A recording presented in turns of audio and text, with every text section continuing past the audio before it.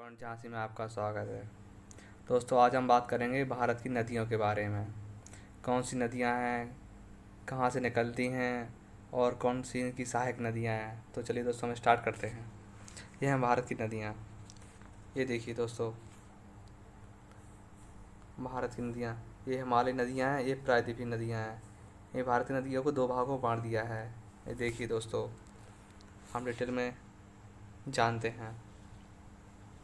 भारत के अफवाह तंत्र का नियंत्रण मुख्यतः भौगोलिक स्थलाकृतियों के द्वारा होता है। इस आधार पर भारतीय नदियों को मुख्य दो वर्गों में विभाजित किया गया है। पहली हिमालय की नदियाँ, दूसरी प्रायद्वीपीय नदियाँ। जैसे कि हमने आपको अभी दिखाया है, हिमालय नदियाँ और प्रायद्वीपीय नदियाँ। फिर इनको भी 3 नदियों में विभाजित किया गया है। चलिए हम आपको बताते हैं।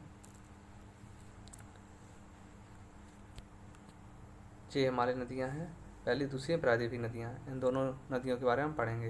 हिमालय तथा हिमालय पार से निकलने वाली नदियों को 3 नदी तंत्रों में विभाजित किया जाता है। अब इनको भी 3 नदियों में विभाजित कर दिया गया है। अब वो कौन कौन सी 3 नदियाँ हैं, चलिए हम जानते हैं। पहली है सिंधु नदी तंत्र, दूसरी है गंगा नदी और तीसरी है ब्रह्मपुत्र नदी। तो हम डिस्कस करेंगे सबसे पहले सिंधु नदी के बारे में, सिंधु नदी तंत्र। और इसकी भी सहायक नदियाँ होंगी, हम वो भी पढ़ेंगे। ये है सिंधु नदी, सिंधु नदी तंत्र। इसका उद्गम स्थान है तिब्बत मानसरोवर झील के पास से, जो कि अपना मुहाना अरब सागर में बनाती है। अरब सागर में इसकी सहायक नदी कौन कौन सी हैं? देखो, इसकी सहायक नदी हैं झेलम है, चिनाब, ब्यास, सतलज। और एक इसकी सहायक नदी और है जिसे हम रावी बोलते हैं। रावी नदी भी इसकी सहायक नदी है। सिंधु नदी की लंबाई 2880 किलोमीटर है। जो सिंधु नदी की लंबाई है कितनी है? 2880 किलोमीटर।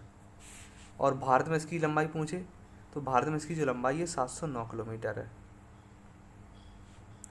709 किलोमीटर। दोस्तों, इसको याद रखना है कि सिंधु नदी की कुल लंबाई पूछे तो है 2880 और भारत में पूछे तो 709 किलोमीटर इसकी लंबाई है। तिब्बत चीन। ये तिब्बत कहाँ? चीन में है। भारत और पाकिस्तान से होकर बहने वाली सिंधु नदी एक अंतर्राष्ट्रीय नदी है। ये सिंधु नदी कैसी? एक अंतर्राष्ट्रीय नदी है। ये अंतर्राष्ट्रीय नदी भारत और पाकिस्तान से होकर बहती है। जो कि सिंधु नदी चीन के तिब्बत में मानसरोवर झील से निकलकर लद्दाख में प्रवेश करती है। सबसे उत्तर में है लद्दाख, भारत में। फिर यहाँ से पाकिस्तान होते हुए और लद्दाख से होते हुए सीधी पाकिस्तान से होते हुए अरब सागर में गिर जाती है। अरब सागर में सिंधु नदी के दाएं तट पर भारत का लेह शहर स्थित है। लेह शहर कहाँ पर स्थित है? ये दाएं तट पर है सिंधु नदी के। अब हम बात करते हैं सिंधु जल समझौता। यह कब हुआ था? ये बहुत ही इम्पोर्टेंट है दोस्तों, बार बार एग्जाम में पूछा जाता है। तो चलिए हम जानते हैं।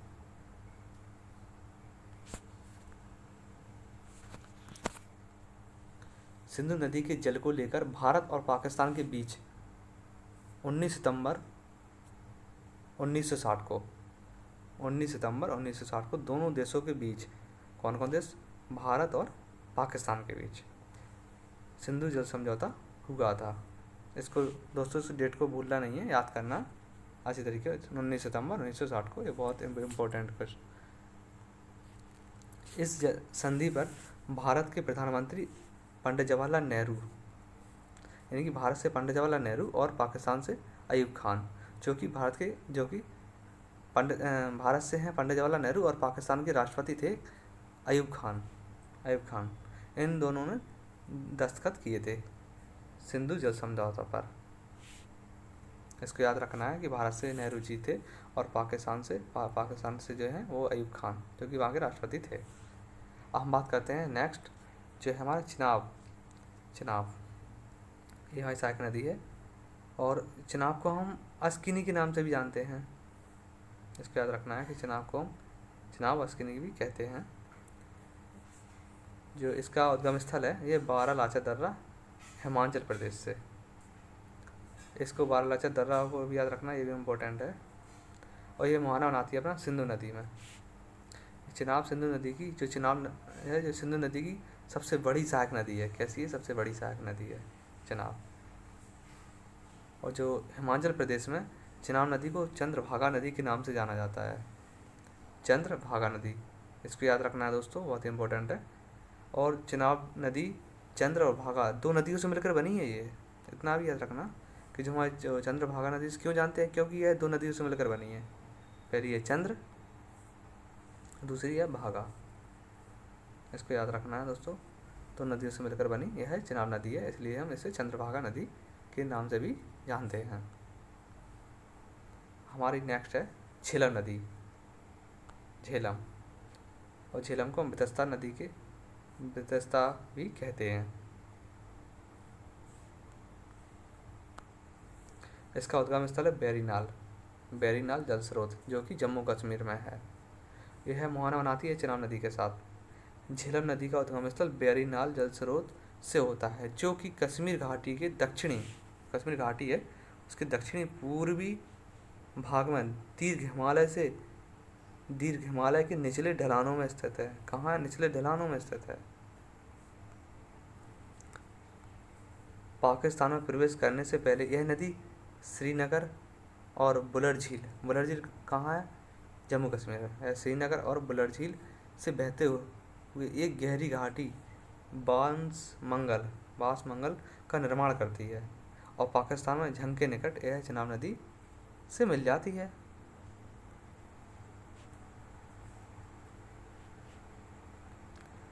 किशनगंगा नदी झेलम नदी की प्रमुख सहायक नदी है। जो किशनगंगा नदी है यह झेलम नदी की कैसी है? यह प्रमुख सहायक नदी है। इसको दोस्तों इसको याद रखना है। और तुलबुल एवं अगर एग्जाम में पूछा जाएगा तुलबुल एवं उरी परियोजना ये कहाँ पर है, तो यह किस नदी पर है? यह है झेलम नदी के पार स्थित है। तुलबुल एवं उरी परियोजना झेलम नदी के पार स्थित है। ठीक है, हम नेक्स्ट बात करेंगे रावी। रावी को हम पुरुषणी अथवा इरावती नदी भी कहते हैं। इसको रावी नाम है, पुरुषणी नाम है, इरावती भी इस नदी का नाम है। दोस्तों इसको याद रखना है। इसका उद्गम स्थल पूछें तो इसका उद्गम स्थल कहाँ है? रोहतांग दर्रा। ये भी कहाँ है? हिमाचल प्रदेश में है। यह मुहाना बनाती है चिनाब नदी के साथ।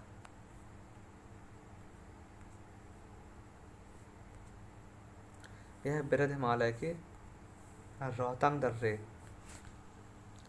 जो हमारा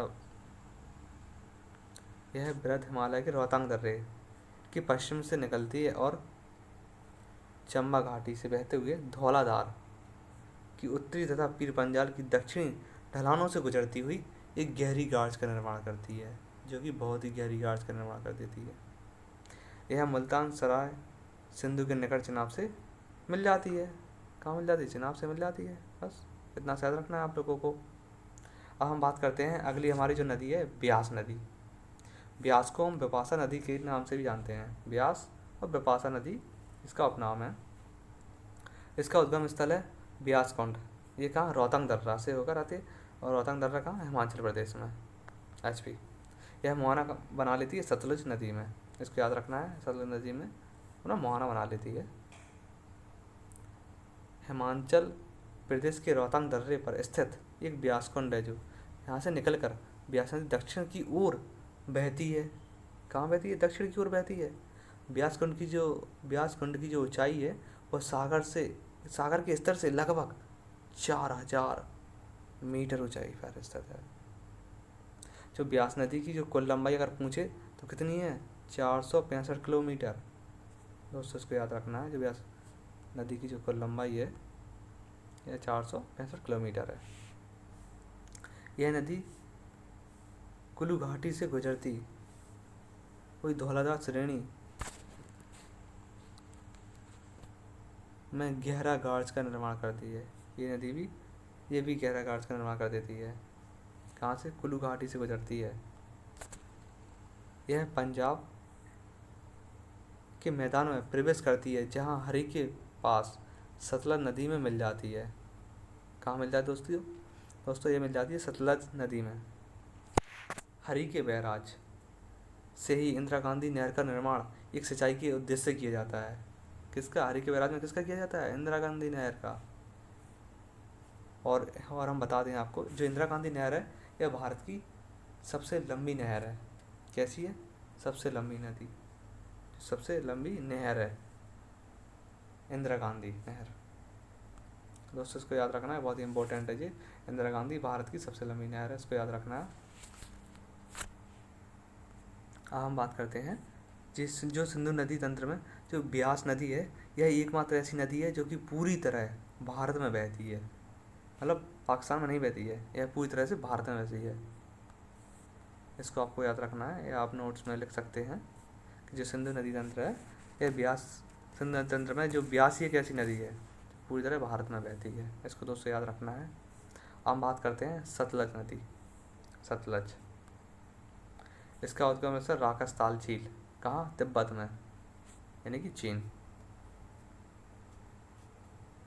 यह मोहना बनाती है कहाँ? चिनाब नदी में। चिनाब नदी के साथ मोहना बना लेती है। यह नदी मानसरोवर के निकट राकसताल से झील से निकलती है, जहाँ लांगेचैन खंबाब कहते हैं, जिसे हम क्या कहते हैं? लांगेचैन खंबाब कहते हैं। सतलज नदी सिपला दर्रे से गुजरकर सिपला दर्रे से गुजरकर हिमाचल प्रदेश इन भारत में प्रवेश कर जाती है। यानी कि सिपला दर्रा जो कहाँ है? ये हिमाचल प्रदेश में है। ये वहाँ से प्रवेश करती है और सीधे भारत में आ जाती है। तिब्बत के नेक्स्ट पॉइंट है हमारा जो है, तिब्बत के नारो खोरसन के पास एक बहुत बड़ा कैरियन बनाती है। जो नारो खोरसन के पास एक बहुत बड़ा कैरियन बनाती है, जिसकी तुलना पता कहाँ? ये यूएसए के ग्रैंड कैरियन से की जाती है।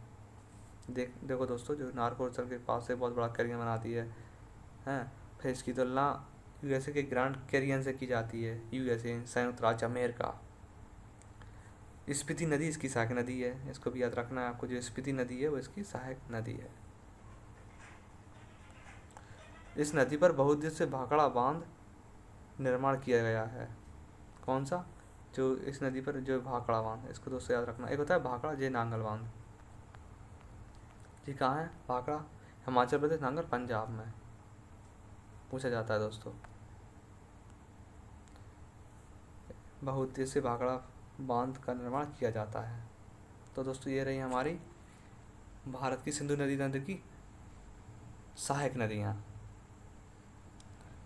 आज की वीडियो हमने इतनी बात की है, ये भारत की नदियाँ। अब हम नेक्स्ट वीडियो में बात करेंगे, नेक्स्ट वीडियो में बात करेंगे गंगा नदी तंत्र के बारे में। अभी हमने समझा है सिंधु नदी तंत्र, कहाँ से इनका उद्गम स्थल है और कहाँ मोहना बनाती हैं, कौन कौन सहायक नदियाँ, ने सबकी के बारे में जान लिया है। अब नेक्स्ट वीडियो में बात करेंगे गंगा नदी तंत्र। फिर होगा हमारे ब्रह्मपुत्र नदी, फिर ब्रह्मपुत्र की सहायक नदी हैं, गंगा की सहायक नदी हैं। फिर आएंगे हम